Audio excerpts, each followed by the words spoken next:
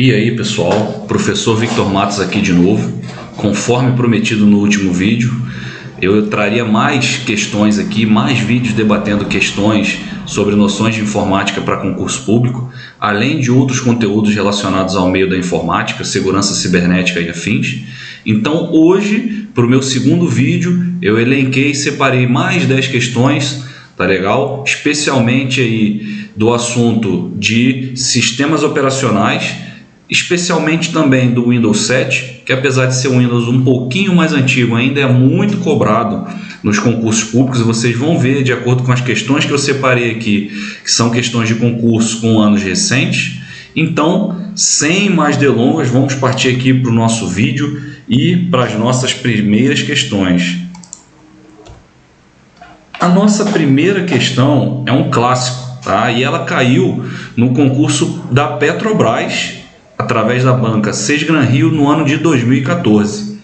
Então, a pergunta aqui ela é muito simples. O que acontece quando você escolhe a opção estender a usar 2 monitores no Windows? Vamos analisar aqui as nossas opções. A letra A ela vai falar o seguinte, ela fala que será idêntico, né, para a apresentação. Isso, na verdade, está descrevendo a função duplicar, tá? Já a opção B, ela fala, né, em alternar entre um e outro, o que na verdade não faz muito sentido. E as opções D e E, elas dizem, né, que vai imitar a exibição em apenas um monitor. Vai limitar, melhor dizendo, né, que vai limitar a exibição em apenas um monitor. Só que a nossa resposta correta aqui é a letra C. Quando você estende a tela, é como se você colocasse um monitor no outro, colasse, né? Como se você colasse, encostasse ali um monitor no outro, criando assim uma área de trabalho gigante. Eu particularmente gosto muito desse modo e uso bastante, tá? E você pode arrastar dessa forma janelas do primeiro monitor para o segundo e vice-versa. E vai aparecer de uma maneira fluida você arrastando essas janelas, aplicativos ou o que quer que seja, tá? E aí, como eu já falei no primeiro vídeo, que eu procuraria trazer sempre dicas aí importantes, né? Alguns conceitos, algumas coisas para vocês não esquecerem mais desse assunto, a gente pode pensar da seguinte maneira, para nunca mais confundir. Quando você pensar no modo duplicar, é como se você estivesse se olhando no espelho. Você está vendo ali um duplo seu, uma imagem idêntica. Então esse modo ele é perfeito para apresentações, tá? Onde a plateia está vendo exatamente o que você vê. Eu aqui, por exemplo, estou nesse momento utilizando esse modo. Eu estou aqui com a minha apresentação, né, duplicada na tela e exposta para mim de maneira que eu possa escrever aqui, por exemplo, o meu nome, e aparece na minha tela pessoal, onde eu escrevo, e também na apresentação para vocês. Tá bom? Então esse é o modo duplicar. Já o modo estender, vocês podem pensar em horizonte, é como olhar para o horizonte, tá? Pensem, né, na sua visão estendida, conforme ela se expande. Pensem naquela praia bonita, aquele marzão azul, onde você olha e sua visão se estende para o horizonte. Então esse é o modo estender, sua área de trabalho aumenta, te dando assim mais espaço para você trabalhar. Tá bom? Então, dica final, quando falarmos em duplicar, você pensa num espelho, e quando falar em estender, você pensa em horizonte.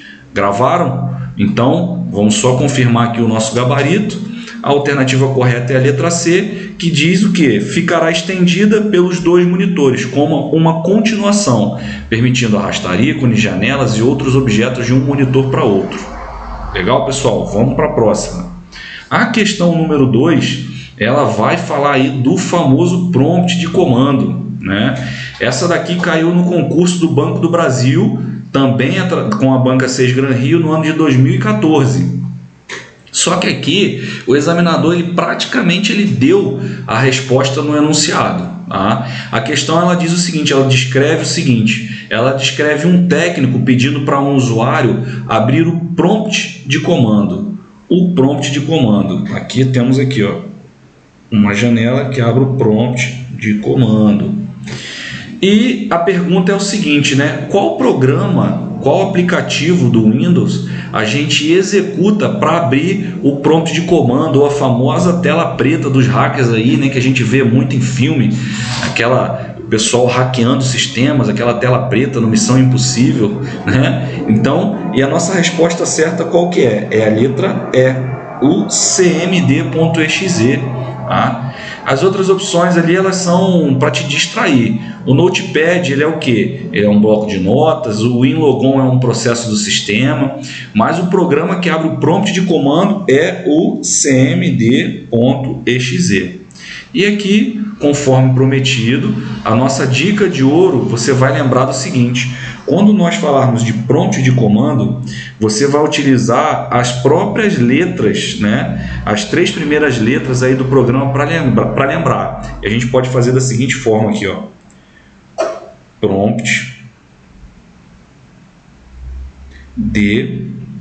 Aí eu vou utilizar aqui a letra bem grandona para a gente marcar bem. C, O, do cmd.exe. Esse é o programa que abre a nossa tela preta aí. Tranquilo, pessoal? Espero que essa dica seja válida, que sirva para vocês não esquecerem mais. Vamos conferir o nosso gabarito? A alternativa correta é a letra E mesmo, conforme anunciado anteriormente. Próxima questão, a questão de número 3, ele vai falar sobre a calculadora do Windows 7. E essa questão é chatinha porque ninguém usa a calculadora o tempo inteiro, né? Então é uma questão chatinha para a gente entender, mas eu vou tentar explicar bem aqui para vocês não esquecerem mais. Então dá uma olhada na maldade, né? Ela é uma questão sobre a calculadora que ela caiu no concurso da FINEP e também com a Banca 6 Gran Rio em 2014. E a pergunta aqui é a seguinte: qual função, né, ela não está disponível no modo científico? E o segredo aqui é pensar da seguinte maneira, pessoal: cada macaco no seu galho. A resposta correta, antes de mais nada, é a letra D, desvio padrão. Essa é a opção que não está presente no modo científico. Então aqui, como eu falei, vamos pensar da seguinte maneira: cada macaco no seu galho. O modo científico, pensem nele como um modo para o matemático. Ele vai lidar com o quê? Com seno, com cosseno, com fatorial, logaritmo, certo?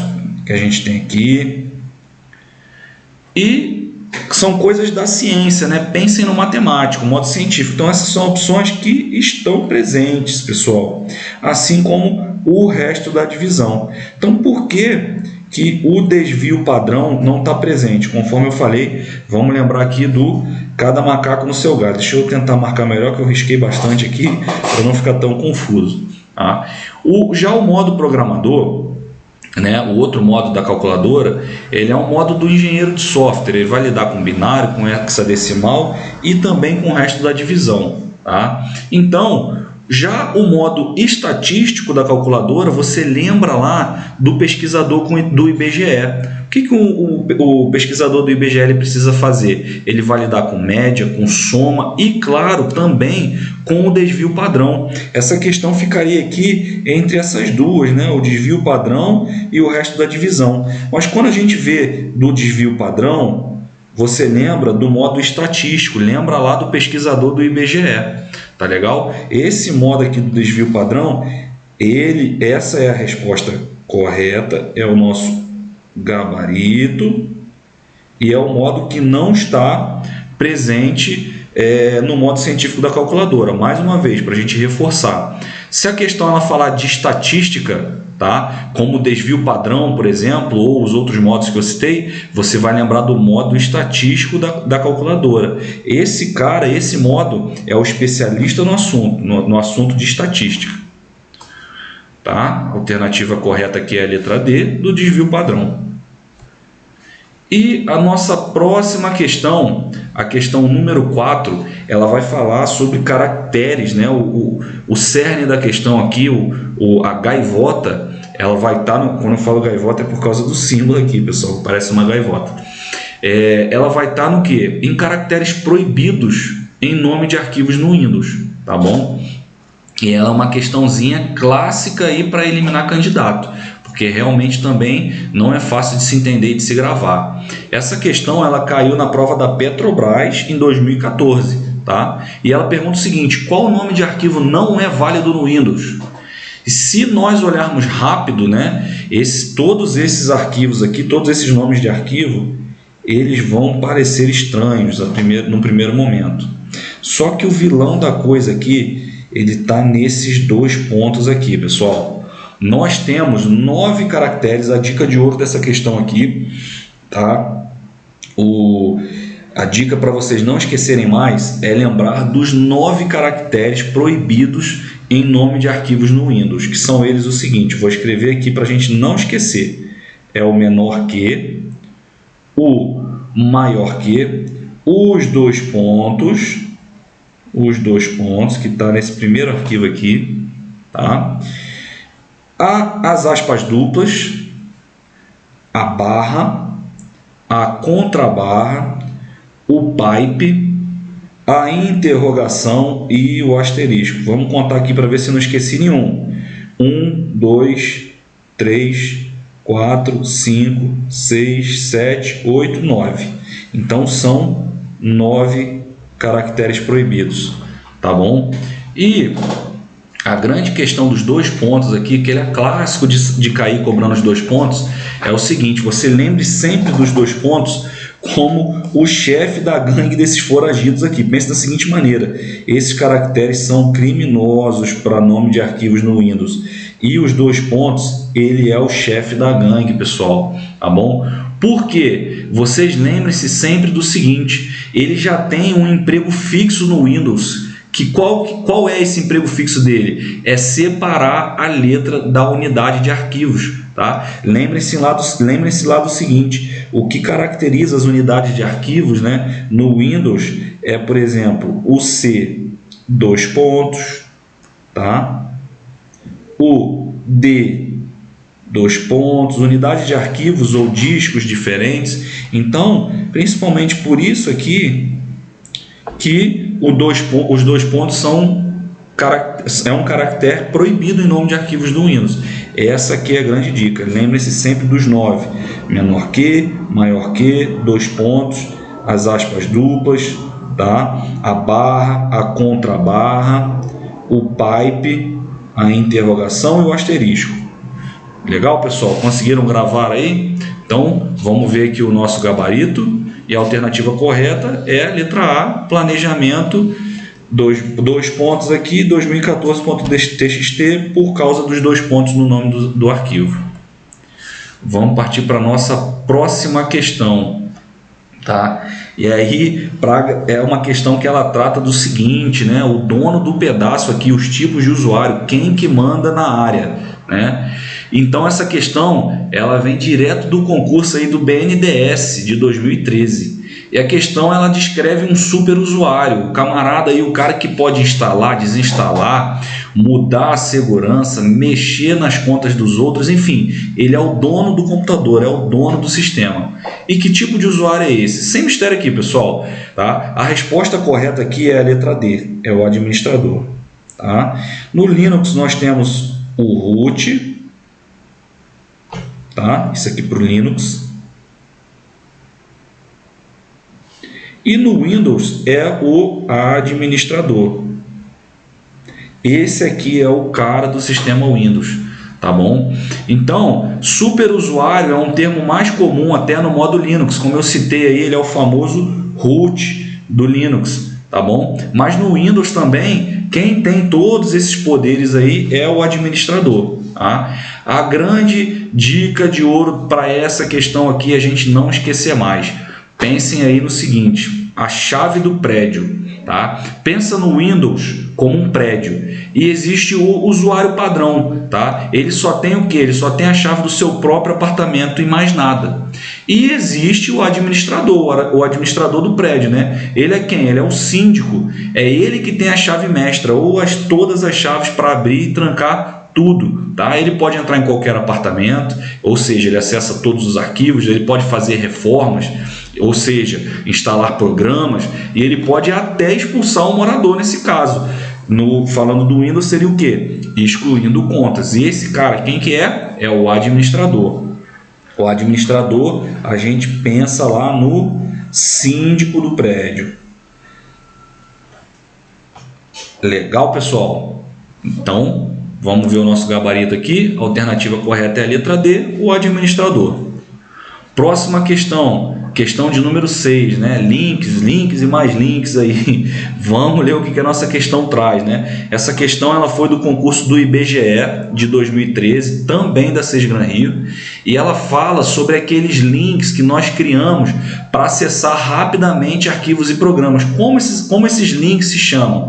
E a resposta certa é atalhos, é a nossa letra D aqui. Atalhos, tá? De maneira muito simples, direta e muito comum em provas essa questão aqui, esse tipo de pergunta. Um atalho ele não é um arquivo original, ele é apenas um ponteiro ou um caminho mais curto para se chegar até lá. Para quem assistiu o primeiro vídeo do canal que eu fiz, né, cheguei a comentar e inclusive demonstrar a criação de um link.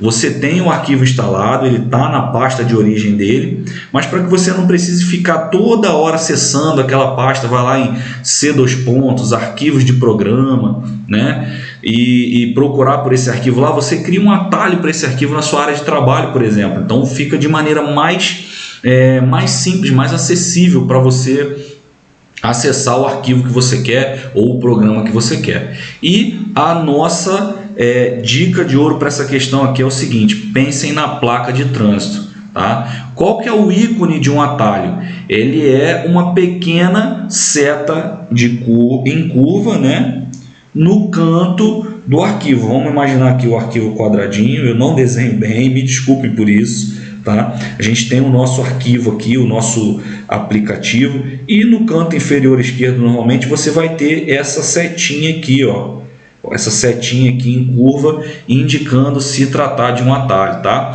Então pensem nessa seta como o quê? Como uma placa de trânsito, indicando o quê? Indicando um atalho, tá? Ela é um desvio para chegar mais rápido no seu destino, tá? E a própria imagem do ícone ele vai te dar essa resposta de que ele é um atalho, justamente por quê? Por causa da setinha no canto aí. Legal, pessoal? Então essa é a nossa dica de ouro, e gabarito letra D, os atalhos. Próxima questão, questão de número 7. Essa daqui também não é tão comum, né? Não é todo mundo que tem esse conhecimento, até por isso vai cair nos nossos concursos. Ele vai falar sobre o que? Sistemas de arquivos para discos óticos, tá? Essa questão ela caiu no concurso da Caixa Econômica Federal, também em 2014, e também da Sesgran Rio. E ele pergunta o seguinte: qual sistema de arquivos foi feito para discos óticos, tá? E aqui nós temos várias siglas que podem nos confundir aqui. É o FAT32, é o NTFS, e esses são sistemas de arquivos mais ligados ao que? A HDs e pendrives. Olha aqui para mim, volta aqui para mim. Lembra que eu falei também lá no primeiro vídeo, para quem assistiu, a nossa tríade com os 3 sistemas de arquivos principais? Quais são eles? NTFS, que é o sistema de arquivos nativo do Windows. O ext4 é o sistema de arquivos padrão de Linux, e nesses dois casos eu estou falando de sistemas, né, de sistemas operacionais mais novos. A gente tem alguns mais antigos, mas que a gente vai normalmente ver o que? NTFS, a gente lembra sempre do Windows.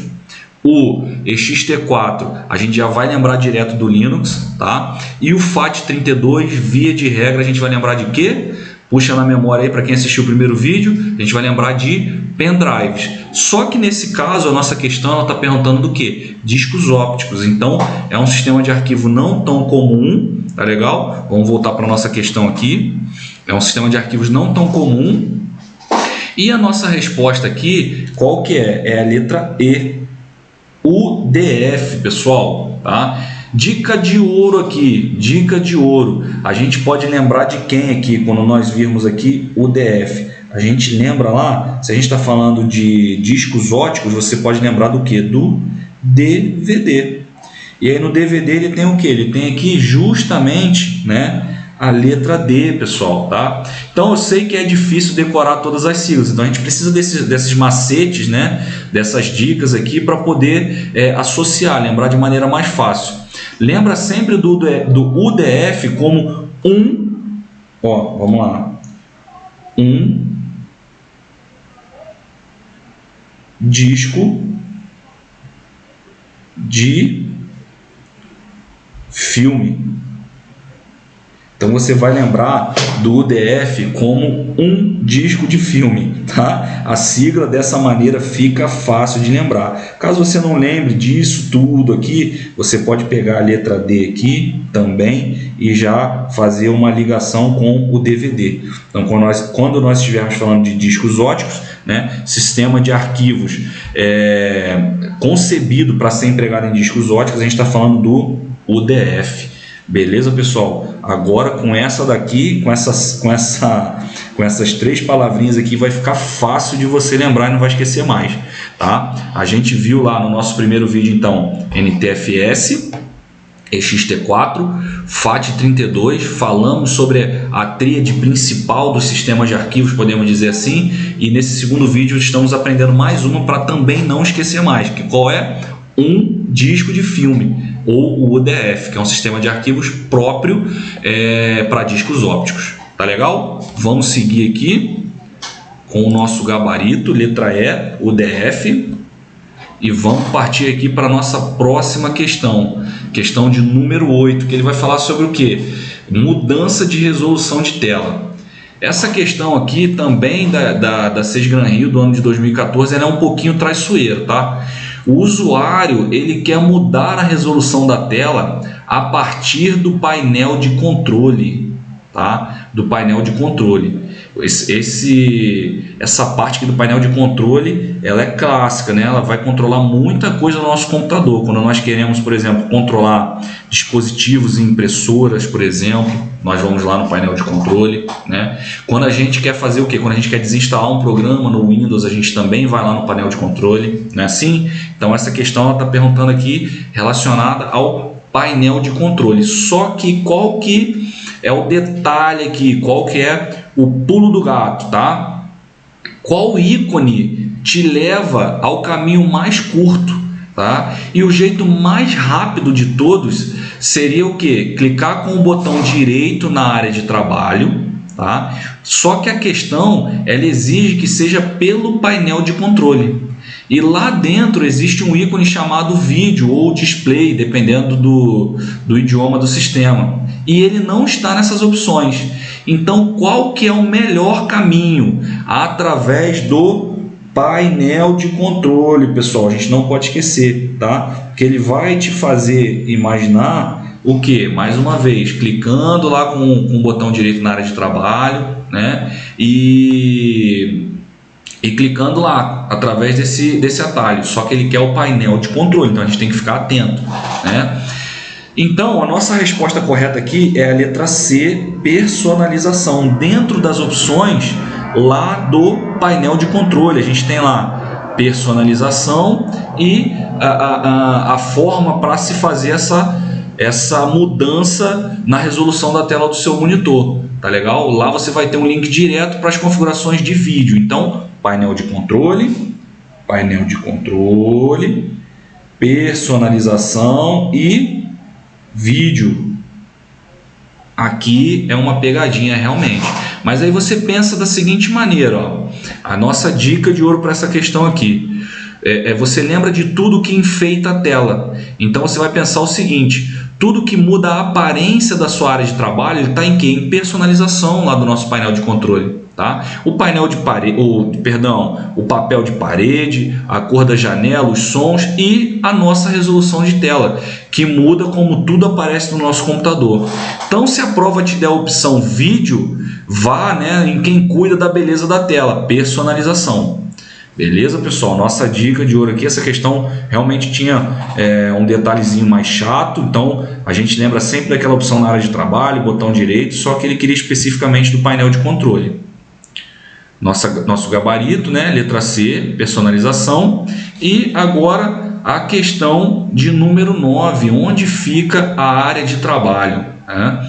Essa questão é da SESGran Rio do ano de 2014, tá? E ele quer saber o seguinte: onde ficam guardados os arquivos da área de trabalho de um usuário chamado URS 90235. Então calma, e no primeiro momento a gente vai olhar essa sopa de letrinhas aqui e pode se assustar, mas a questão não é complicado a esse ponto. A gente só tem que entender o seguinte, ó. Essa questão ela é feita para testar se você conhece a estrutura de pastas do Windows. E a nossa resposta correta é a letra B. Lembra que eu falei lá sobre as partições, né, os discos do Windows com o nosso C2 pontos? Aqui, o C2 pontos ele é a raiz do sistema quando o Windows é instalado, é o disco principal, tá legal? E quando nós estamos falando sobre os usuários, como que vai funcionar? Ele vai ficar no C2 pontos, usuários e o nome do meu usuário. Em seguida, ele tá querendo ele tá te perguntando o seguinte, tá? Onde serão armazenados os arquivos e os atalhos presentes na área de trabalho de um usuário, tá? Então eu tenho que ter o que? C2 pontos, que é a raiz do sistema, a pasta usuários. Aí dentro da pasta usuários eu vou ter várias pastas, cada uma com o nome do usuário. Digamos que aqui dentro da pasta usuários, né, eu teria o meu usuário aqui, URS 90235, e digamos que eu também, por exemplo, tivesse também um usuário nessa máquina. Então eu teria aqui o Victor, o usuário Victor. Tá? E assim por diante, usuária Maria e assim por diante. Essas pastas dos usuários, elas vão ficar justamente aqui dentro de C2 pontos, usuários, e uma pasta com o nome de cada usuário. E dentro de cada respectiva pasta de seu usuário, a gente vai ter lá a pasta área de trabalho, entre outros, tá, pessoal? Área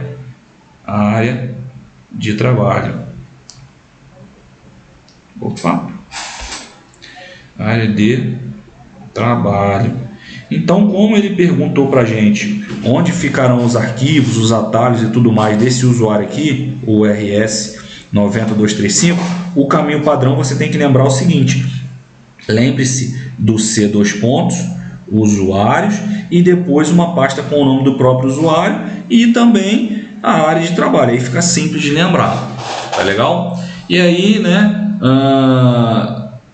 A dica de ouro aqui é o seguinte: o endereço do usuário, é bom gravar isso daqui, tá? Pense na estrutura de pasta como um endereço de carta, numa carta, onde aqui o nosso C2 pontos é o país, por exemplo, tá? A pasta usuário seria a cidade onde esse usuário mora, onde todos os usuários moram, no caso, tá? E o nome do próprio usuário, ele seria o que? A rua e o número do endereço específico daquele usuário.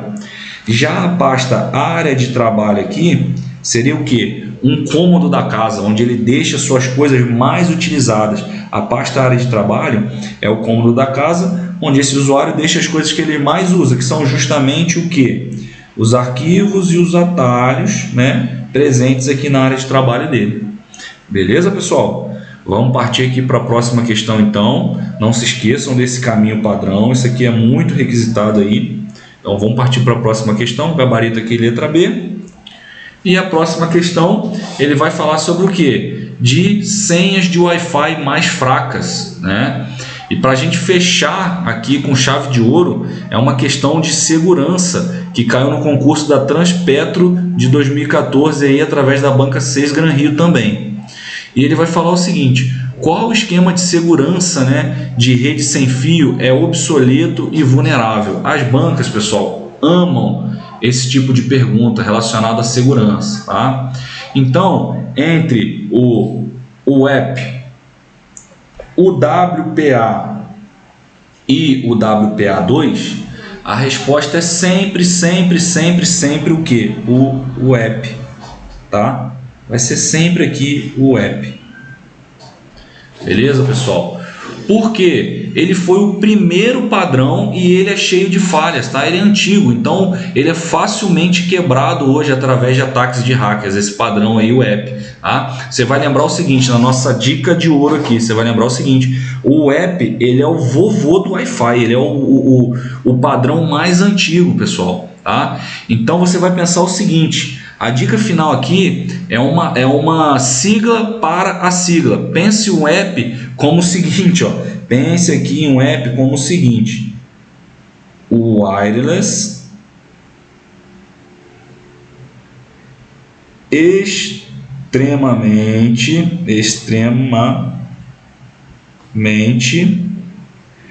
penetrável.